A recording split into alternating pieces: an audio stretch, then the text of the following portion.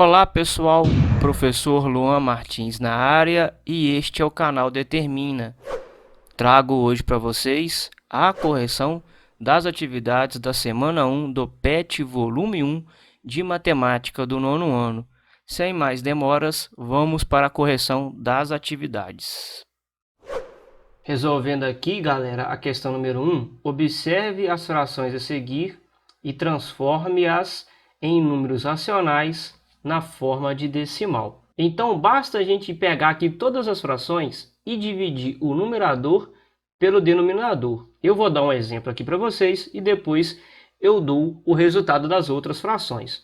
Por exemplo, dividir aqui 7 dividido por 9, vocês podem observar que o divisor, que é o 9, é menor que o dividendo, que é o 7. O que a gente vai fazer? A gente vai acrescentar um zero aqui no dividendo e automaticamente no resultado aqui a gente coloca 0, vírgula, e continua a conta. 70 dividido por 9 vai dar 7.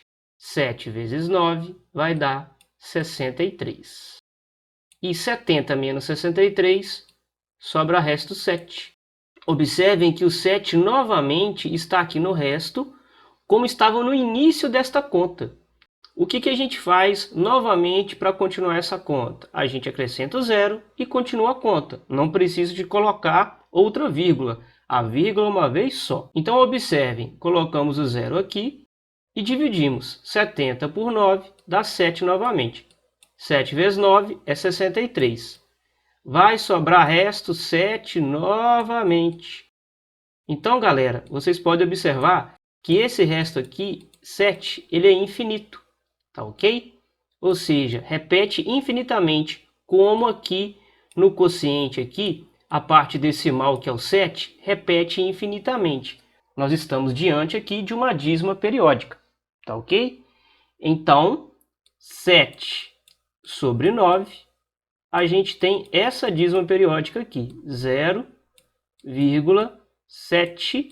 Eu vou colocar um tracinho aqui em cima, que significa que o 7 repete infinitamente. Ou você coloca aí 0,77777, 3 pontinhos, que é a reticências. Quando a gente fizer 13 e dividir por 99, também a gente vai ter aí uma dízima periódica, que vai dar esse resultado, 0,13, 13, infinitamente. Quando a gente for dividir aqui 3 por 9, a gente vai ter outra dízima periódica, que a parte inteira é nula e a parte decimal, nós temos o período 3 aqui, que repete infinitamente. E por último, nós temos aqui a última fração, que é 211 sobre 99.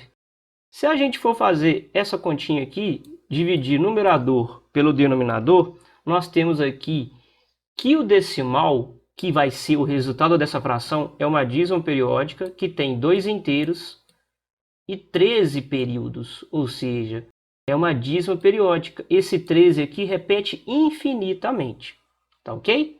Letra A. Quais dos números obtidos são dízimas periódicas? Vocês podem colocar aí que todos os números obtidos são dízimas periódicas.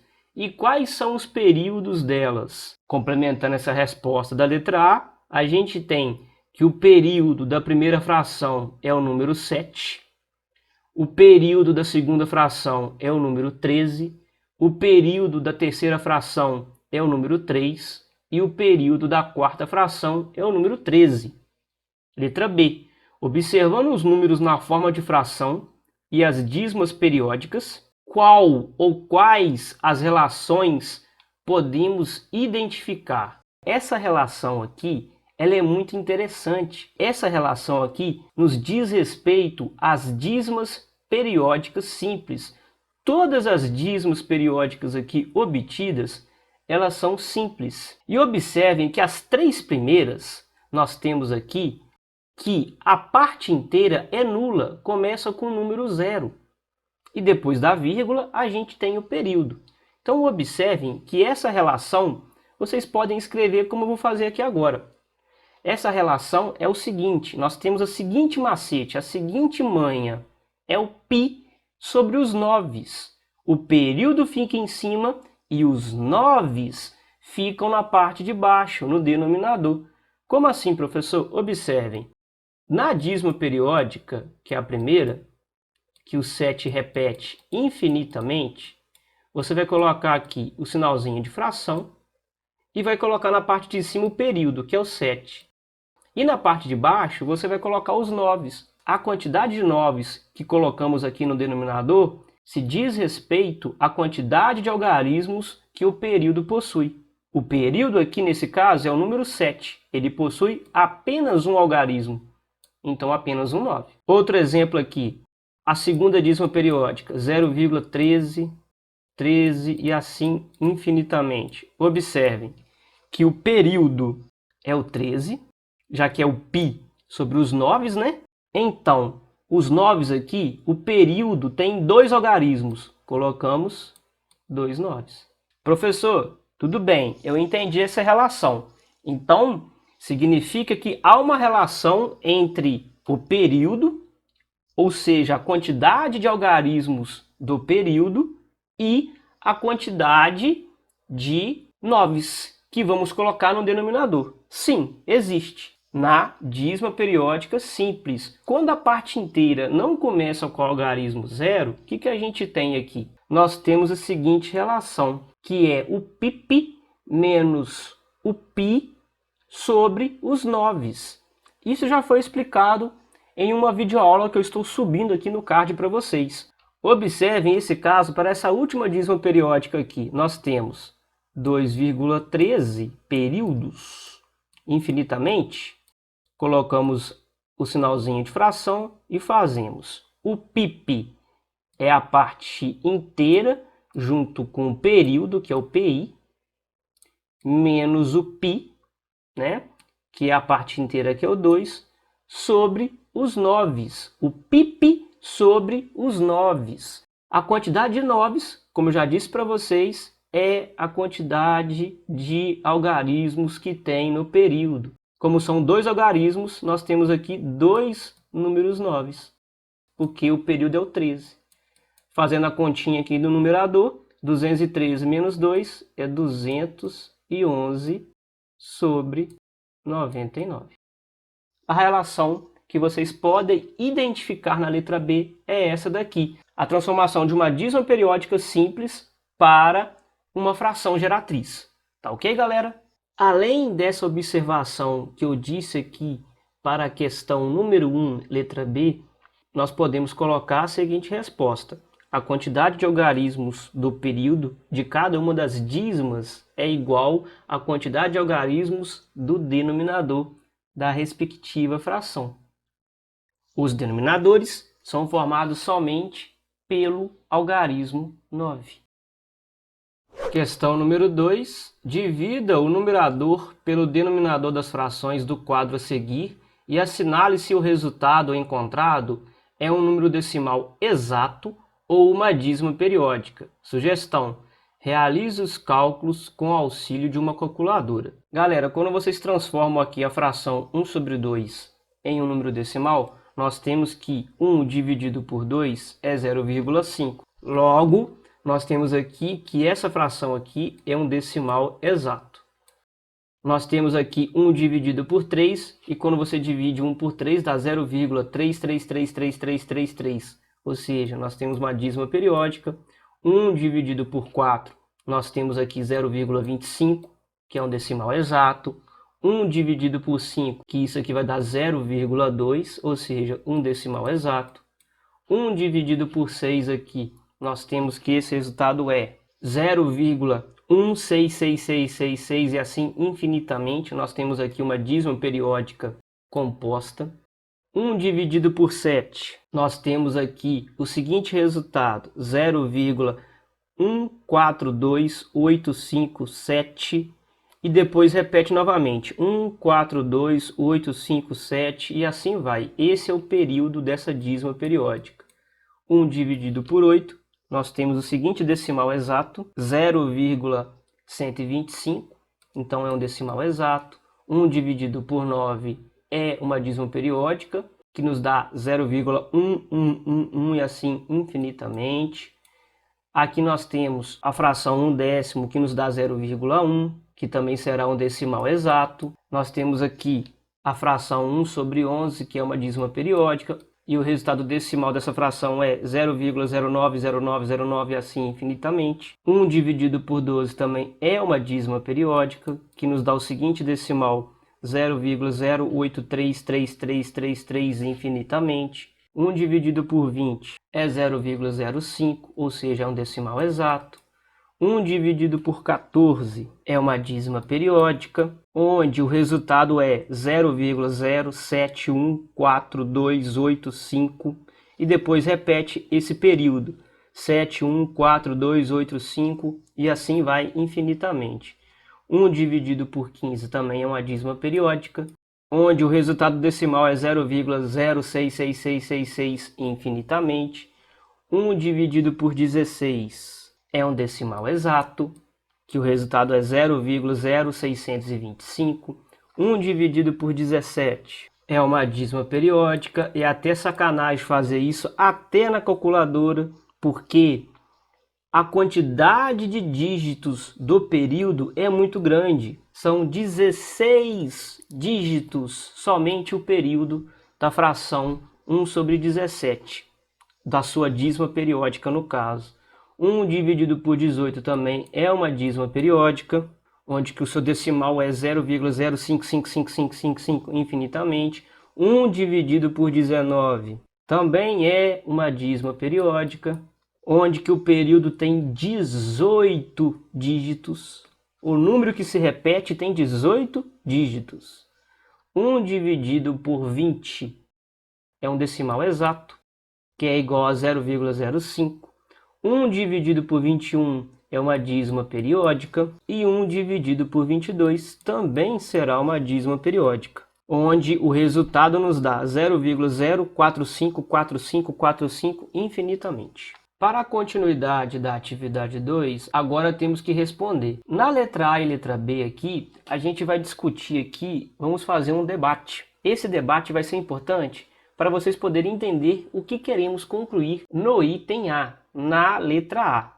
O que você observa com relação aos denominadores de frações correspondentes a números decimais exatos e de frações correspondentes a dízimas periódicas? Na letra A está perguntando o seguinte: existe um padrão para termos decimais exatos e dízimas periódicas ou dízimas periódicas em relação aos denominadores? Qual é o valor dos denominadores para obtermos realmente uma dízima periódica e qual é o valor dos denominadores para obtermos um decimal exato? Vamos voltar na tabela para vocês poderem entender isso. Observe a tabela aqui, galera, que a gente não pode garantir que para um número ser decimal exato, o denominador tem que ser múltiplo de 2. Não podemos garantir isso. Ah, professor, mas a fração meio aqui, o 2 é múltiplo de 2, então ele é denominador 2, por isso que foi decimal exato. Mas observem que a fração aqui 1/14, o 14 é múltiplo de 2 também. E nem por isso ele foi um decimal exato, foi uma dízima periódica.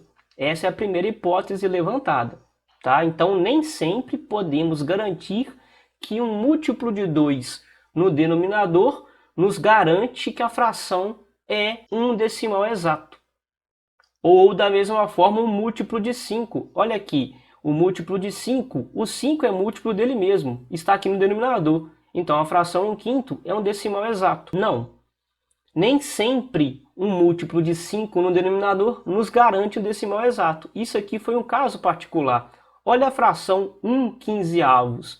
O 15 é múltiplo de 5. E nem por isso garantiu que 1/15 fosse decimal exato. Vocês fizeram a conta aí na calculadora e vocês viram que é uma dízima periódica. Da mesma forma, a gente não pode garantir que os números primos nos denominadores geram dízimas periódicas. Ah, professor, O 3 aqui é um número primo e está no denominador, e quando a gente dividiu 1 por 3, deu uma dízima periódica. Da mesma forma que 1 por 11, 11 é primo e nos deu uma dízima periódica. Mas observem, 2 é primo e o resultado de 1 sobre 2 foi um decimal exato.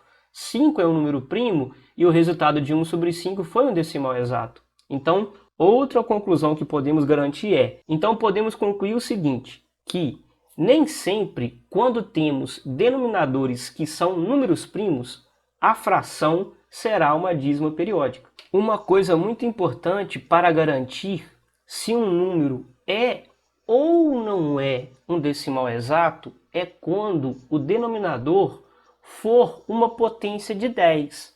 Por exemplo, for o número 10, for o número 100, for o número 1000 e assim por diante. Professor, mas 1 sobre 2 aqui não tem denominador que é uma potência de 10, mas a gente pode fazer uma fração equivalente aqui, galera, e chegar no denominador que seja 10. Basta a gente multiplicar o 2 por 5, 2 vezes 5 é 10, e a gente multiplicar aqui o número 1 também por 5.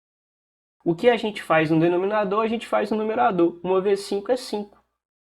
Então, 5 sobre 10 é uma fração decimal que é um decimal exato. Ah, entendi, professor. Isso aí, galera. Observe aqui a fração 1 sobre 20. Nós conseguimos multiplicar esse número 20 aqui por um número e chegar no denominador 100. Basta pegar 20 vezes 5, a gente chega no denominador 100, que é uma potência de 10. O que eu fiz no denominador, eu faço no numerador. 1 vezes 5 é quanto? 5. Então, a fração 5 sobre 100 é um decimal exato. E essa fração veio de onde? De 1 sobre 20, tá ok? Essa é a conclusão mais ideal para esse exercício. Tendo observado esse debate através da tabela anterior para podermos responder a questão letra A, o que a gente vai fazer agora? Observem comigo. A gente vai responder essa letra B e vamos classificar essas frações que estão aqui na tela de vocês em decimais exatos ou dízimas periódicas, sem realizar a transformação decimal, mas quero fazer um ponderamento com vocês. As frações anteriores eram irredutíveis e a gente vai ter frações aqui que não são irredutíveis, como essa terceira fração aqui e essa daqui, a última fração e a penúltima também. Nessas frações, a gente vai fazer uma simplificação para garantir se é decimal exato ou dízima periódica.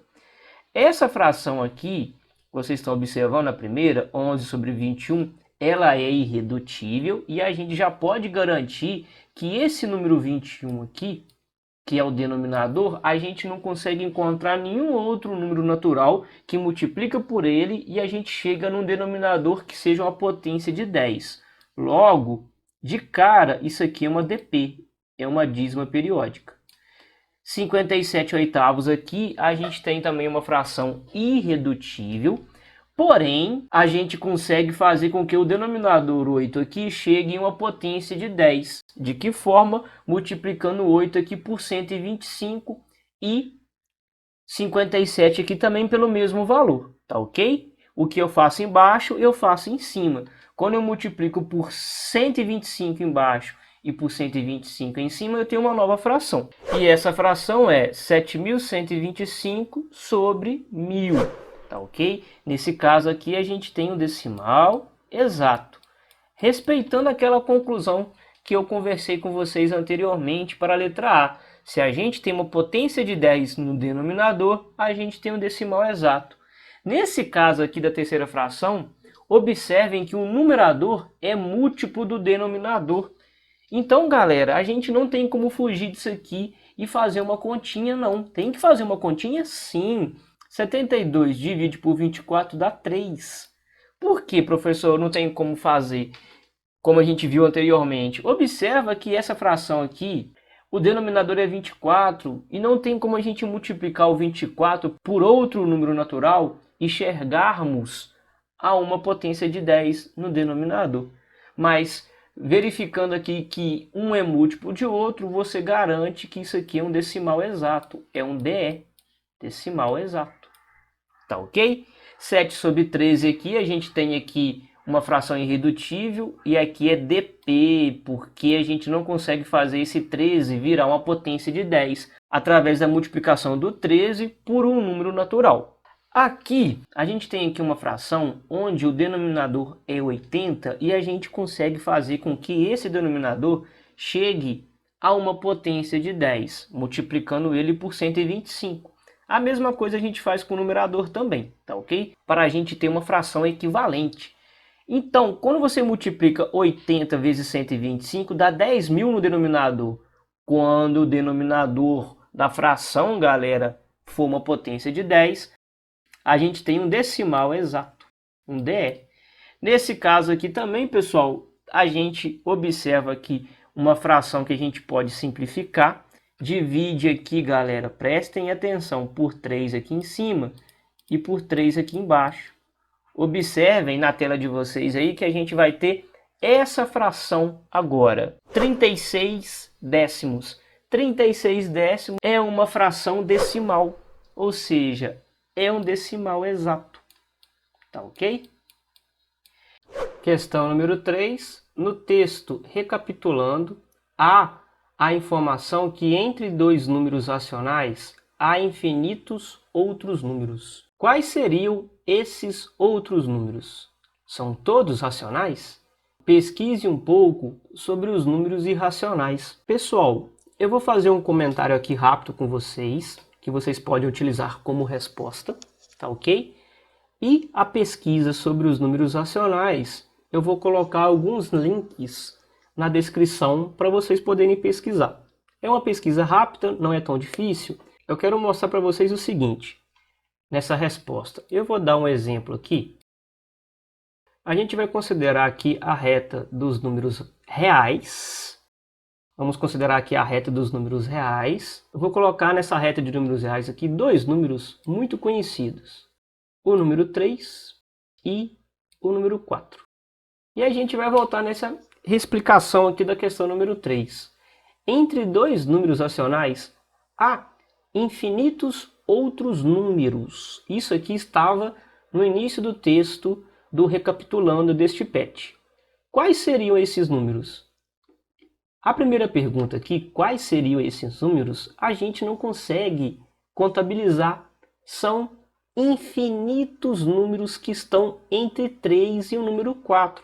Por exemplo, eu vou abrir aqui um leque e vou colocar apenas alguns números racionais que estão entre o número 3 e o número 4. Por exemplo, o número 3,1, outro número 3,13, outro número 3,995.